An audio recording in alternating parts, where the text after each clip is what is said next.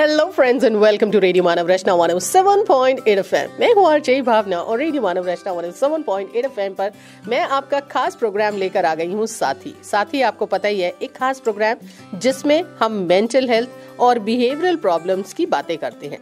So of course आज भी हम बात करने वाले हैं एक ऐसे ही खास टॉपिक पर जिसके बारे में आप लोगों ने कभी सोचा ही नहीं है। और आपको तो पता ही है कि साथी प्रोग्राम में मैं कभी भी अकेली नहीं होती हूँ, हमेशा मेरे साथ एक एक्सपर्ट या मेरे साथी होते हैं। और आज मेरे बहुत ही खास साथी हैं ब्रह्म कुमार हितेश। वो एक मेडिटेशन एक्सपर्ट हैं, इमोशनल इंटेलिजेंस एक्सपर्ट हैं, बडिंग साइकोलॉजिस्ट तो हैं ही, लेकिन साथ के साथ मेंटल हेल्थ काउंसलर भी हैं। और आज हम इनसे बात करने वाले उस सवाल पर जो आप में से किसी ने कभी भी अपने आप से न पूछा और किसी और ने आपसे नहीं पूछा कि हमारे जीवन का पर्पस क्या है। लेकिन उससे पहले करेंगे इनका स्वागत रेडियो मानव रचना 107.8 एफएम के स्टूडियो में। Thank you so much, pleasure to be here. Hitesh ji, अगर मैं आपसे पूछूं हमारी जिंदगी का क्या पर्पस है, क्या रीजन है कि हम सब पैदा हुए हैं और हमें कैसे पता लगे कि हमारा पर्पस क्या है? वेल, आपने ये बहुत इंटरेस्टिंग क्वेश्चन पूछा है और मेरी लाइफ इसका पूरा एग्जाम्पल मैं कह सकता हूँ। मैं दो ही लाइन में कहूँगा, जैसे पेब्लो पिकासो ने एक लाइन कही थी that the meaning of life is to find your gift and the purpose of life is to give it away. Okay. So simple meaning है, life is all about finding your gift, which means कि what makes you special, what makes you different. आपकी क्या ऐसी quality है जो unique है, आपको लगता है कि ये करते हुए हमें अच्छा लगता है। जैसे कहते हैं ना, एक फ्लो स्टेट आ जाता है, किसी को बैडमिंटन खेलते हुए, किसी को डांस करते हुए, किसी को कोडिंग करते हुए, में भी मुझे किसी को समझाते हुए। तो this is the gift you have. अब हमें उसे पॉलिश करना है, विच मीन्स कि फिर कंजूस नहीं बनना है, फिर लोगों से शेयर करना है विदाउट इवन लुकिंग फॉर। वो कहते हैं कि how do you find out that what you love, can you do it for free? अगर पैसे भी ना मिले, रिकॉग्निशन ना मिले, तो भी आप कर सकते हो क्या? That is your purpose. It doesn't mean कि मैं कह रहा हूँ कि पैसे नहीं कमाने हैं, बट मैं पर्पस की बात कर रहा हूँ कि जब आपके अंदर ये आ जाता है ना कि what makes me special and how can I give it to others, then life becomes very easy. You start feeling content and there is a saying that the purpose is the ultimate alarm clock. फिर कोई उठाने वाला नहीं होगा आपको, आपका purpose आपको उठाएगा। अर्ली इन द मॉर्निंग आपका काम करने का मन करेगा, अपने ऊपर काम करने का मन करेगा, स्टडी करने का मन करेगा। So I think I can say that the purpose of life is to, in simple way, to help others. Find your unique ways how you can make this world a better place. Hitesh जी ने कितनी simplicity से ये बताया है कि हम अपना purpose कैसे ढूंढें। सो अगर आपको ऐसा लगता है कि आप इस जीवन में आए हैं तो भगवान ने हर किसी को एक यूनिक क्वालिटी, एक अलग चेहरा और एक अलग दिल देकर भेजा है, लेकिन साथ के साथ आपको एक मस्तिष्क भी दिया है। उस मस्तिष्क से आप ये सोच सकते हैं कि आपको क्या करना सबसे अच्छा लगता है और उसके बाद आप एक्सचेंज में लग जाइए, क्योंकि यही जीवन है और यही सृष्टि है। इस सृष्टि पे इतने सारे लोग हैं और सबके पास एक अलग यूनिक क्वालिटी है, और उस यूनिक क्वालिटी को अगर आप दूसरों से एक्सचेंज करेंगे तो उस क्वालिटी को आप किसी दूसरे को सिखाएंगे और उनकी कोई अच्छी क्वालिटी को आप खुद सीखेंगे। यानी इमेजिन करके देखिए कि जब ये एक्सचेंज चल रहा होगा तो ये पूरी सृष्टि और पूरा का पूरा, मुझे लगता है कि ये हमारा मदर अर्थ कितनी अच्छी जगह बन जाएगी। बट परेशानी ये है कि हमें जो आता है वो हम किसी के साथ शेयर ही नहीं करना चाहते हैं। हमें ऐसा लगता है इसे बस हम अपने पास रखें और फिर उसके साथ हम चले भी जाते हैं। इसमें ना, अगर किसी को हेल्प चाहिए तो we can search for a term called ikigai. अगर आपने सुना होगा, it's a Japanese words and its meaning is finding the reason for living. इसके 4 स्टेप्स होते हैं बाय द वे। तो उसमें क्या होता है कि आपको चारों को क्लब करना होता है, और जो 4th फैक्टर है ना, वो होता है व्हाट द वर्ल्ड नीड्स। दुनिया को क्या चाहिए। अगर वो फैक्टर हमने इंक्लूड नहीं किया ना, तो life will be very easy, very comfortable, you will be satisfied, but there will be an emptiness. और क्या होगा पता है? 1 हफ्ते बाद 10 दिन में ना एक क्वेश्चन आएगा माइंड में, क्या कर रहा हूँ यार लाइफ में। और जो सुन रहे हैं वो रिलेट कर पाएंगे कि ये कितनी बार आता है क्वेश्चन। इसलिए इस पर पढ़ें, अच्छे से समझें। इसे दूसरी टर्म में ना लोगोथेरेपी भी कहते हैं। एक बहुत फेमस साइकेट्रिस्ट रहे हैं विक्टर फ्रैंकल, उनका एक बुक है मैन सर्च फॉर मीनिंग, वो पढ़ें आप, बहुत अच्छी है। उसमें वो एक चीज़ बोलते हैं कि जो इंसान में डिप्रेशन, एग्रेशन और एडिक्शन है ना, one of the reason is this vacuum, existential vacuum. Reason नहीं पता। जब अपनी लाइफ को पर्पस में लगाएंगे ना, तो आप देखना ये तीनों चीजें भी जाने लग जाएंगी। बहुत ही खूबसूरत सा मैसेज दिया। इनफैक्ट आई थिंक हम इससे अपने पर्पस को पहचान सकते हैं। सो जाइए अपने पर्पस को पहचानिए और फिर उस काम में लग जाइए जो आपने दूसरों के लिए करना है। सो अब हम इनसे जो अगला सवाल पूछेंगे वो बात करेंगे स्ट्रेस की। आप सभी को पता है हमारा पर्पस ऑफ लाइफ इसलिए हमें नहीं पता लगता है क्योंकि हम ऑलरेडी इतने स्ट्रेस्ड हैं। हमारे पास इतना सब कुछ है सोचने के लिए कि हमारे पास समय ही नहीं है ये सोचने का कि हम अपनी जिंदगी का पर्पस ढूंढें। हमें ऐसा लगता है हमारी जिंदगी का पर्पस है सुबह उठिए, या तो स्कूल कॉलेज या ऑफिस जाइए, वापस आइए, वो सब काम करिए जो करने की जरूरत है और इन बिटवीन मोबाइल फोन के साथ जुड़े रहिए और फिर रात को सो जाइए। और ऐसे हम साल के 365 दिन और जिंदगी के बहुत सारे साल निकाल देते हैं और हमें अपना पर्पस रियलाइज नहीं होता। सो इस पीस को कैसे लेकर आए, स्ट्रेस से कैसे दूर हो? Yes, very good. आपने बहुत अच्छा कहा, बहुत पिन पॉइंट किया कि क्यों हम, जैसा मैंने कहा, क्वेश्चन आता है ना, मैं क्या कर रहा हूँ लाइफ में, हम इसे इग्नोर कर देते हैं और क्या कहते हैं, ये भी कोई क्वेश्चन है क्या? जॉब तो करनी है, लोन्स हैं, है ना, उसको चुकाना है, दैट्स इट, इससे बड़ी क्या चीज़ चाहिए होगी। But you know we need to think about it. और जैसा आपने कहा स्ट्रेस, यू नो फिजिक्स में सुना होगा फॉर्मूला, अगर आपको याद हो, कि stress is equal to pressure upon area, है ना। सिमिलरली बायोलॉजी में हम कहते हैं stress is equal to pressure upon resilience, which means that pressure will always be there. Pressure मतलब आपको आज ये करना है, कल ये करना है, there will be a pressure. Timeline होगा, 3 दिन में ये खत्म करना है, एग्जाम्स हैं, व्हाटएवर, प्रेशर हमेशा रहेगा। But stop saying that stress is normal. जितना रेजिलियंस, इनर रेजिलियंस मतलब हमारे अंदर की जो क्षमता है चीज़ों को फेस करने की, सहन करने की, जितना वो हम बढ़ाएंगे विद बाय डिफरेंट वेज, उतना स्ट्रेस हमारी लाइफ से खत्म होने लग जाएगा, है ना। सो स्टॉप सेइंग कि स्ट्रेस तो नॉर्मल है, पढ़ाई है, एग्जाम है, स्ट्रेस तो होगा ही नहीं।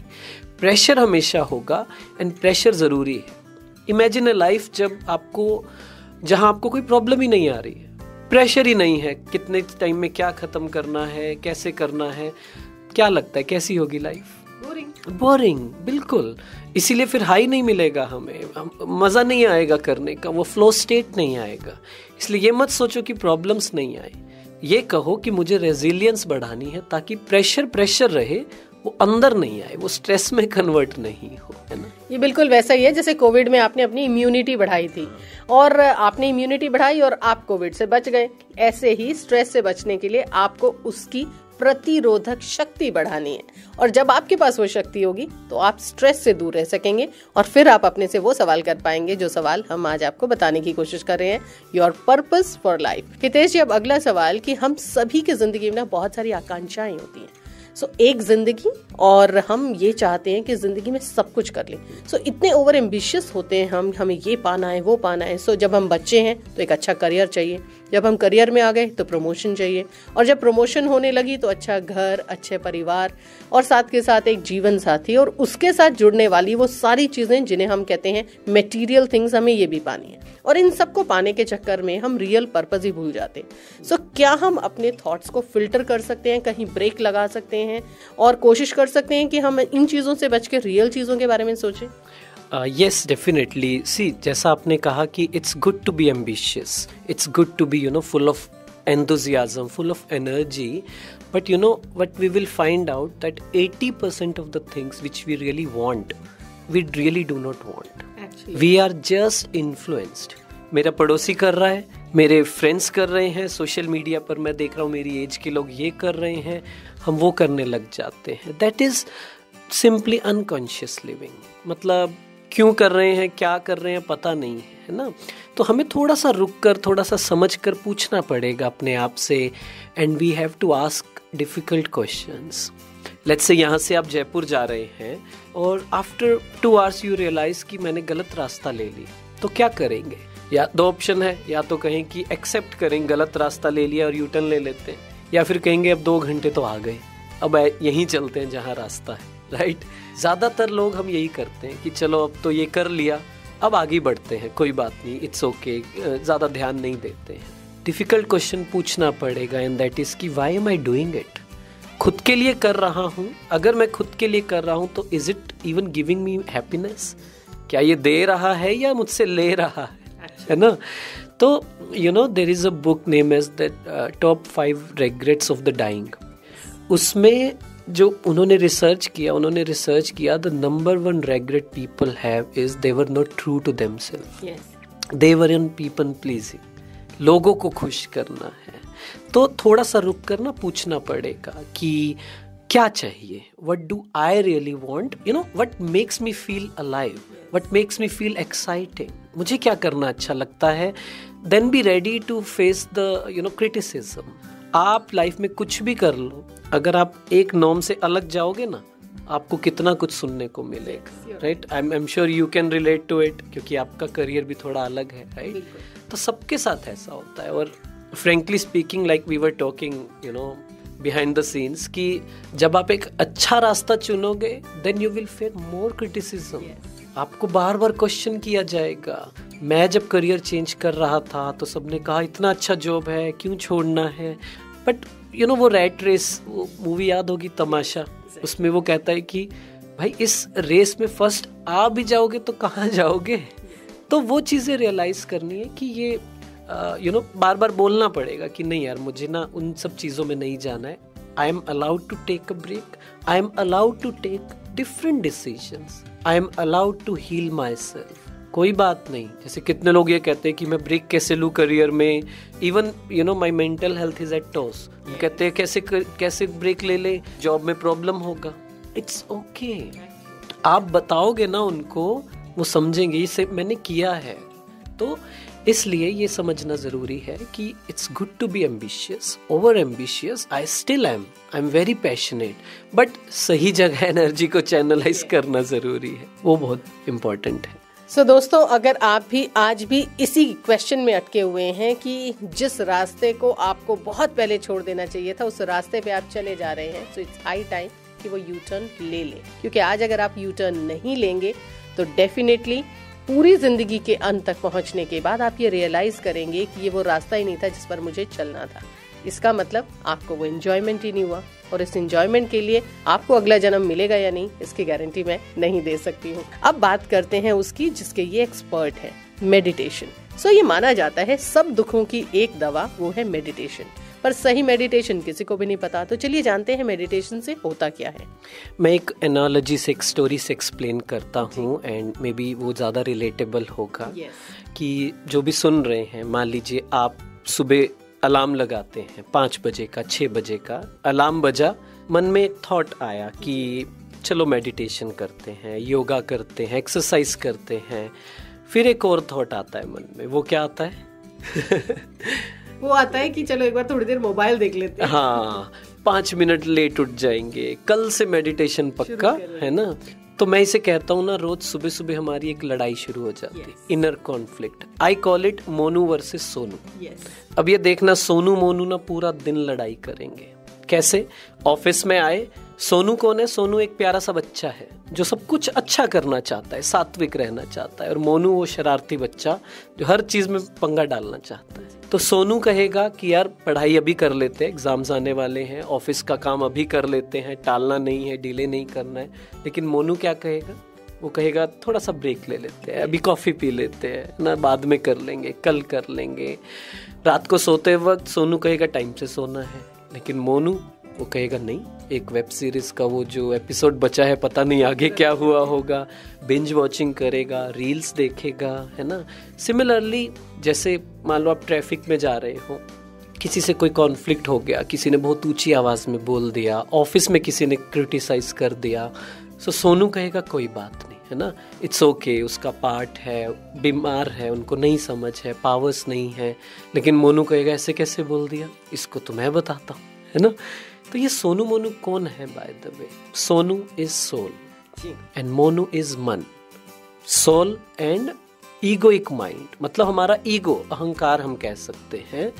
अब 2-3 बातें समझने की हैं। ये जो मोनू है ना, पहला वो चाहता है कि ना आप ना लाइफ में कुछ मत करो, आप बस बैठे रहो, खाते रहो और सोते रहो। वो कहते हैं ना काउच पोटैटो की, ऐसे यही बोलते हैं ना, हाँ, काउच पोटैटो।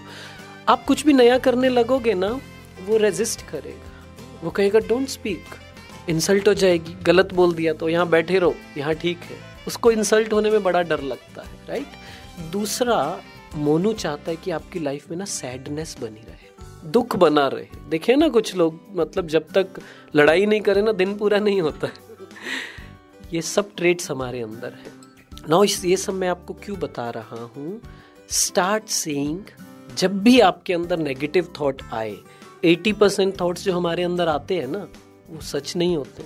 आप 5th फ्लोर पर गए, एक बिल्डिंग की छत पे गए, एकदम से एक इंट्रूसिव थॉट आएगा, एंड दैट इज यहाँ से छलांग मार दूं क्या? है ना। ट्रैफिक में गए, एकदम से थॉट आएगा कुछ हो ना जाए, कुछ गलत ना हो जाए। सो 80% थॉट्स जो हमारे अंदर आते हैं ना, वो सच नहीं है। Yes. वो इमेजिनेशंस है। इतना क्राइम थ्रिलर देख लिया ना, yes. वही चलेगा। इतना नेगेटिव सोच लिया, वही चलेगा। So the meditation comes here is start speaking, start saying to yourself that I am not my mind. मैं मोनू नहीं हूँ, मैं सोनू हूँ, है ना। I am not what the thoughts are coming in my mind. मेरे मन में जो भी थॉट्स आ रहे हैं ना, वो सच नहीं है। I am a soul. इसका थोड़ा और आगे जाए तो प्रैक्टिस कीजिए, I am a peaceful soul. बार बार अपने आप को बताएं। और ये जो माइंड क्रिएट कर रहा है, डोंट एसोसिएट विद देम। आप देखना 50% जो प्रॉब्लम्स है ना, वो सॉल्व हो जाएंगी। Reason being we are so entangled with our mind. This is what meditation is, it creates a space between mind and soul. Soul is like a king and mind is like a minister. एक राजा का मंत्री है, उसको उल्टा नहीं करना है कि मंत्री कमांड करे कि आज ना मेरा मन नहीं कर रहा, आज मेरा मन कर रहा है बाहर का खाने का, गलत खाने का, गलत चीजें करने का। नहीं, start saying that I am a soul, not my mind. I will command my mind. तो ये है मेडिटेशन की स्टार्टिंग। इट्स नॉट अबाउट आपको कुछ लाइट दिख जाएगी, इट्स नॉट अबाउट हम कहते हैं कि कुछ मत सोचो, है ना, बस आंखें बंद कर लो। वो किसी के साथ नहीं हो पाता है। ऐसे कैसे हो जाएगा कुछ नहीं सोचे? वो हो ही नहीं सकता। इवन ये सोचना कि कुछ मत सोचो, मैं कुछ नहीं सोच रहा, ये भी तो एक थॉट है। तो डोंट लुक फॉर दैट कि वो वॉइड, वो शून्यता, वो ये सब आ जाएगा, वो नहीं। Talking to yourself is meditation, guiding yourself, counselling yourself. But counsel हम तभी कर पाते हैं when we are not too much attached to our thoughts. एक फ्रेंड को कितनी जल्दी हम सजेशन दे देते हैं, अरे यार तू ज्यादा ही गलत सोच रही है। When it comes to us, हम नहीं बोल पाते अपने आप, क्योंकि इतना इंटेंगल्ड है सोल और माइंड, सोनू मोनू। तो just focus on feeding Sonu and leaving Monu empty. उसको खिलाना नहीं है ज्यादा। This is what meditation is. So ये बहुत अच्छे से हितेश जी ने एक्सप्लेन किया है कि आपके लिए मेडिटेशन क्या है, लाइफ में उसका पर्पस क्या है, और साथ के साथ आप उससे कैसे अचीव कर सकते हैं। सो मेडिटेट करने के लिए सबसे पहले तो आपको रियलाइज करना पड़ेगा अपने सोल के बारे में। और जब आप अपने सोल की बात कर रहे हैं तो ऑब्वियसली अपने मन की हर बात को कहीं ना कहीं फिल्टर करने की जरूरत है। सो जैसे इन्होंने कहा कि सोल और माइंड कनेक्टेड होते हैं, और उनके कनेक्शन के कारण कई बार आपका जो मन है वो आप पर हावी हो जाता है। मेरा मन कर रहा है, शायद जमाना क्या कहेगा, तो मन ये कहता है कि हमें वो करना चाहिए जो जमाने के लिए सही है। बट आइडियली आपकी जो आत्मा है वो इस सबको पसंद ही नहीं कर रही है, उसे चाहिए ही नहीं। सो कहीं ना कहीं जब आप अपनी आत्मा की आवाज सुनेंगे तो आप मेडिटेट कर पाएंगे। हितेश जी, अब एक ऐसा सवाल, जब हम मेडिटेशन की बात करते हैं तो पता नहीं क्यों हमारे समाज में ये एक धारणा है, मेडिटेशन यानी ये तो बहुत लेटर स्टेज पर होगा, यानी जो इंसान रिटायर कर गया है वो मेडिटेट करेगा, या फिर जो लोग अपने कॉर्पोरेट लाइफ में बहुत ज्यादा स्ट्रेस्ड हैं तो उन्हें मेडिटेशन कर देनी चाहिए। व्हाट आई बिलीव इज कि एज अर्ली एज व्हाट हम मेडिटेशन कर सकते हैं या अपनी जिंदगी में इसको इम्बाइब कर सकते हैं, जिससे हम इसके बेस्ट बेनिफिट्स उठा पाए। You know, there was a quote I was reading that you should meditate 20 minutes in a day unless you are busy. If you are busy, then you should meditate 60 minutes in a day. क्योंकि तब आपको उसकी ज्यादा जरूरत है, right? सो जो भी मुझसे ये क्वेश्चन पूछता है कि ये मेडिटेशन स्पिरिचुअलिटी ना 60 के बाद करेंगे, तो मैं उनसे एक ही चीज कहता हूँ कि आपको खुश कब रहना है, अभी या 60 के बाद? लाइफ के इंपॉर्टेंट डिसीजंस अभी लेने हैं या 60 के बाद? तो आपको पावर कब चाहिए, आपको क्लैरिटी कब चाहिए, आपको कॉन्शियसनेस कब चाहिए, होश कब चाहिए, अभी चाहिए या 60 के बाद? और अगर मैं सोचूं 60 के बाद करूंगा, मैं लिख कर दे सकता हूँ, 60 के बाद भी नहीं हो पाएगा क्योंकि 60 के बाद करना तो और मुश्किल है मेडिटेशन, राइट? तो इसलिए ऐसा कुछ नहीं है। वी हैव मैनी किड्स जो 5 साल के 6 साल के हैं वो मेडिटेशन करते हैं। अच्छा, ये भी एक मिसकंसेप्शन है, कहते हैं कि जिनको थोड़ा मेंटल हेल्थ इश्यूज होते हैं उनको मेडिटेशन नहीं करना चाहिए, है ना? क्यों? क्योंकि मेडिटेशन ना बहुत सारा किया हुआ है कि विजुअलाइज करना है, ऐसा करना है, वैसा करना है। नहीं, मेडिटेशन खुद से बात करना, जैसे मैंने कहा, बार बार कहना, I am not my mind, I am a soul, I am a peaceful soul, I accept myself, I keep my mind clean and clear. ये जब बात करेंगे ना तो ये even today I was talking to somebody, one mother, and she said कि my child was a special child and she has recovered 100% just through meditation. Wow. Yes, ये तो एक एग्जाम्पल है ना?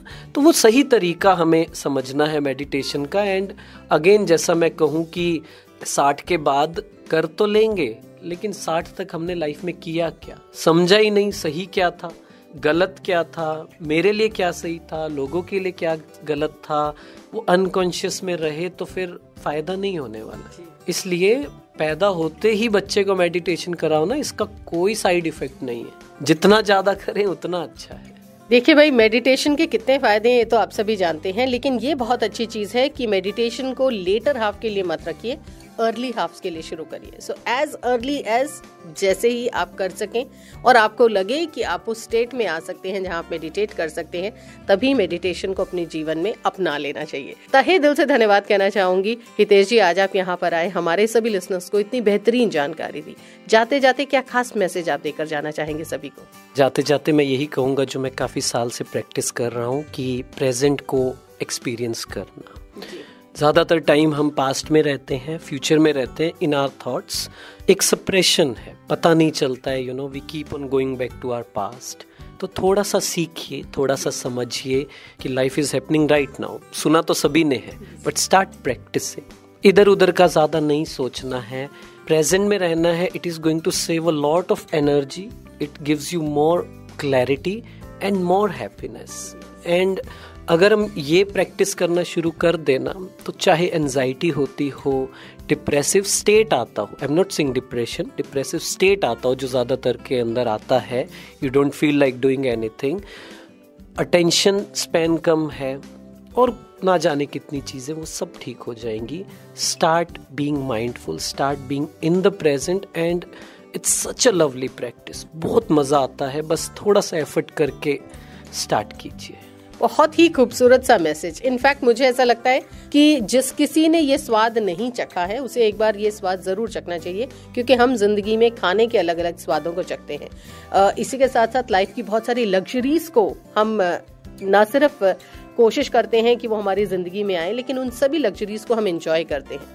पर हम मेडिटेशन से पूरी जिंदगी दूर रहते हैं और सोचते हैं ये बुढ़ापे में कर लेंगे। इसको अगर आपने चख लिया तो उसके बाद ये सारे जो चीजें हैं आपको बहुत छोटी लगने लगेंगी। तहे दिल से धन्यवाद हितेश जी, आज आप हमारे स्टूडियो में आए और हमारे सभी लिसनर्स को इतनी बेहतरीन जानकारी दी। Thank you so much. मुझे भी बहुत ज्यादा अच्छा लगा यहाँ पर आकर और सभी से बात करके। दोस्तों, वक्त है आपसे इजाजत लेने का, लेकिन आप कहीं नहीं जाने वाले हैं, आप जुड़े रहने वाले हैं अपने फेवरेट रेडियो स्टेशन के साथ, यानी रेडियो मानव रचना 107.8 FM के साथ। Feel good, feel live.